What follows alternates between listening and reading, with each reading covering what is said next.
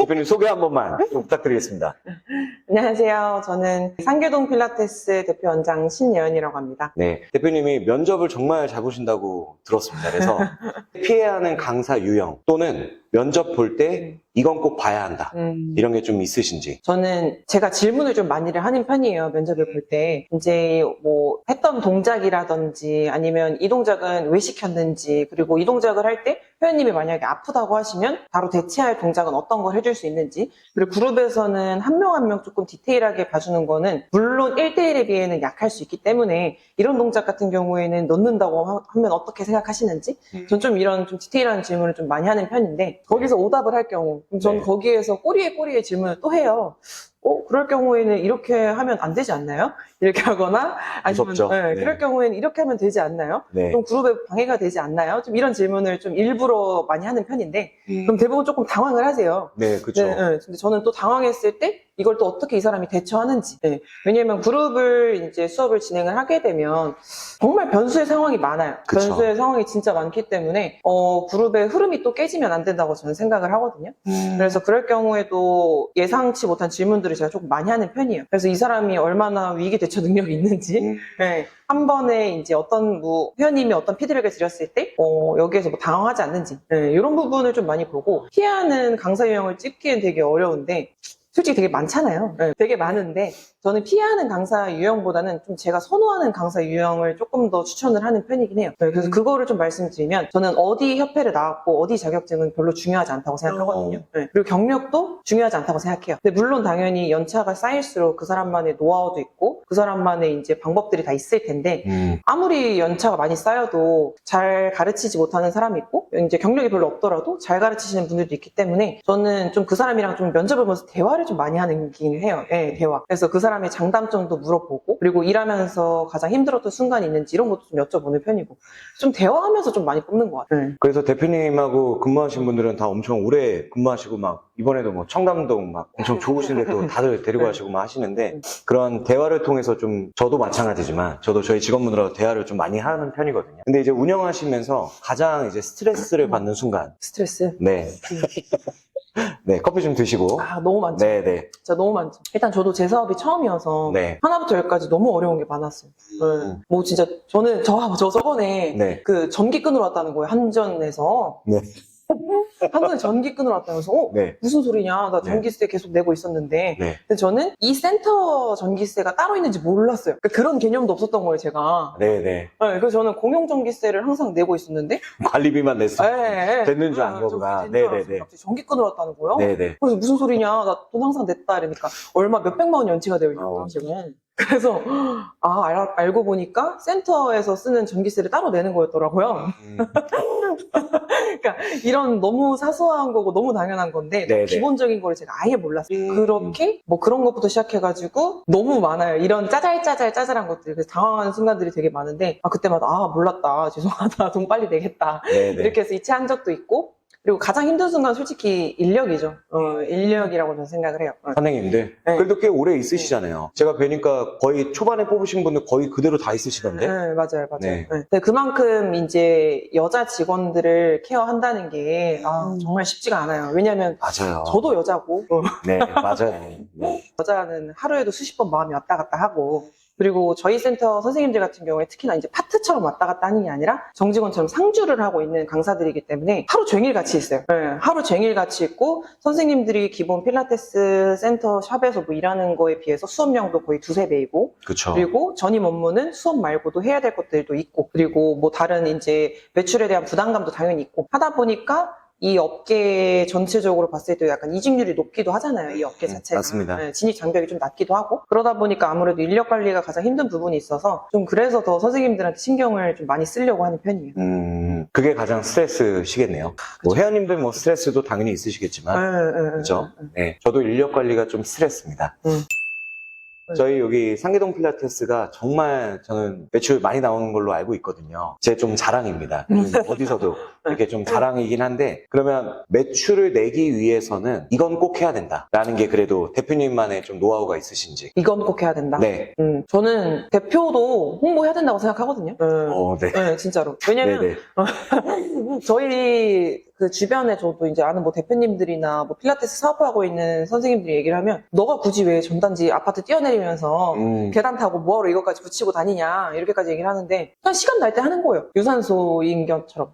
그렇게 해야 된다고 생각을 하고 솔직히 저는 대표가 선생님들한테 비춰질 때 조금 반반이라고 생각해요. 50대 50. 그러니까 대표이면 이렇게 해야 된다라는 것도 보여주고 솔선수범해야 되는 거 1번. 그리고 약간 여유로운 모습도 보여준다고 생각해요. 네, 왜냐면 대표가 너무 힘들어하고 막 맨날 일에 찌들어 있고 막 살 것도 못 사고 못 먹고 막 이렇게 없어 보이게 옷 입고 다니고 막 이러면 이러면 좀 네. 대표 되고 싶은 생각이 없을 거 아니에요? 아, 그쵸. 너무 힘들어 보이니까. 네네. 그래서 저는 여유로운 모습도 보여줘야 되고 좀 멋있어 보이는 모습도 보여줘야 되고 대신에 대표도 할 일은 똑같이 해야 된다고 생각해요. 네. 근데 물론 그 전보단 덜 하겠죠. 저도 저의 일이 또 있으니까. 그쵸. 네. 그래서 그런 부분을 전체적으로 할 때도 홍보도 직접 같이 해야 되는 것도 맞고 저는 선생님들이 이제 매출을 해라 이렇게 하는 것보다는 좀 방법을 좀 많이 알려주거든요.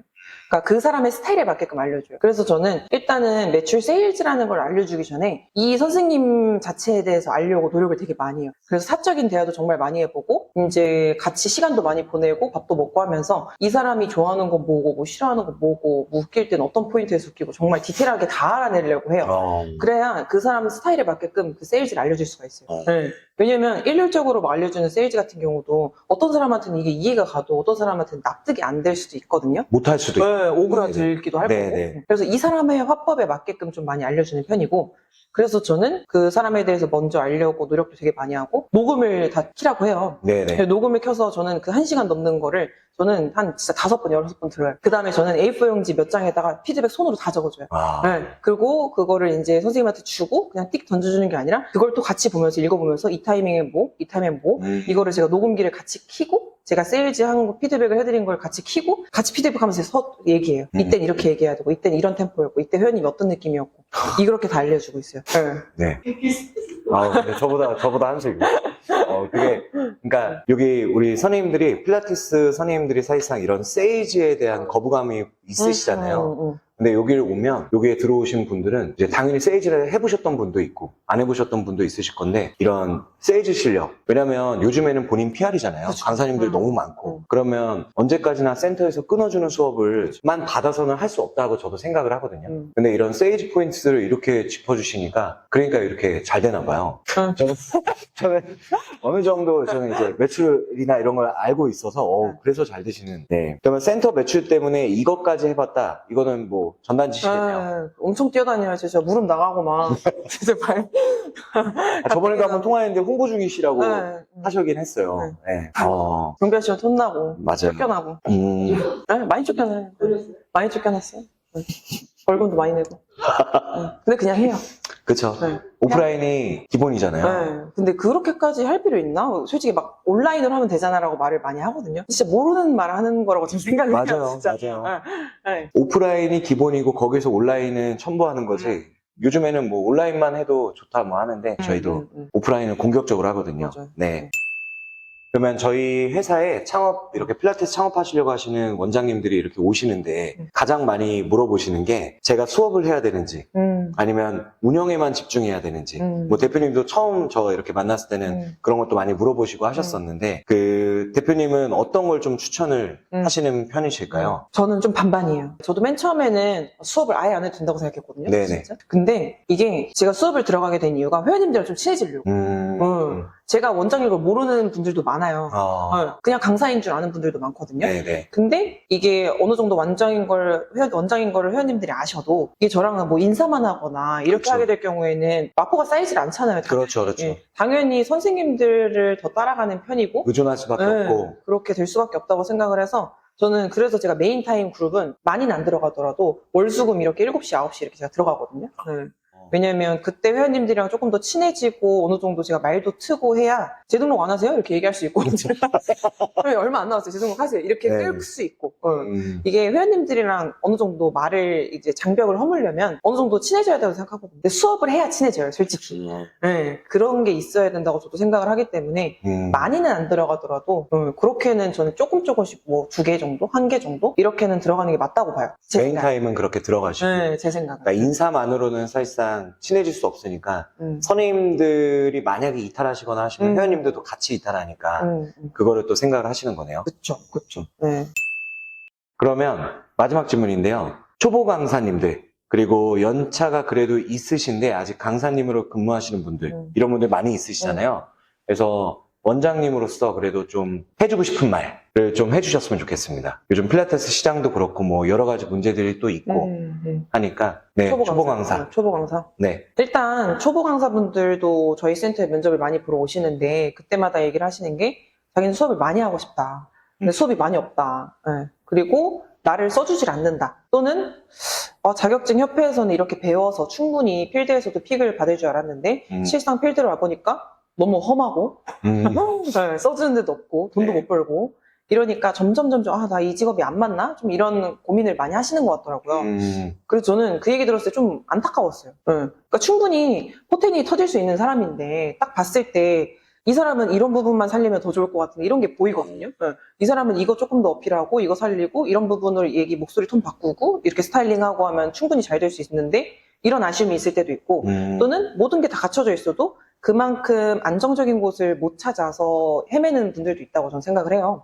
그래서 초보 강사분들이 그때 고민을 많이 하는 게 나한테 뭐가 부족한가? 내 실력이 부족한가 해서 계속 자격증 공부만 하는 사람들이 있어요. 계속 그죠? 네. 공부만. 공부만 해요. 그래서 저는 되게 답답하거든요, 볼 때. 네, 이게 지식이 부족한 게 아닌데, 지식이 충분해도 그 외의 것들이 많은 게 있잖아요. 그렇죠. 네, 그런 게 오히려 필요한데, 공부만 하는 사람들이 있어요. 그래서 자격증 엄청 많아요. 근데 뭐 질문하면 몰라. 그런 분들도 진짜 많거든요. 왜냐면 실상 실무랑 너무 다르기 또 때문에. 다르니까. 네, 그래서 그런 분들에게 해드리고 싶은 말은, 그럴 때는 조금 시야를 좀 넓게 보셨으면 좋겠어요. 다양한 방면에서. 네, 내가 실력이 부족해서 뭐 나의 티칭 스킬이 부족해서 이게 문제가 아니라 그냥 조금 더 제3자 입장에서 바라보고 내 자신을 그리고 만약에 주변에 그런 사람이 좀 도와줄 사람이 있으면 조금 더 조언도 구해보고 그리고 본인이 조금 직접 발로 뛰어서 알아보고 그런 것도 저는 좀 필요하다고 생각을 해서 힘든 시기에 힘내셨으면 좋겠습니다.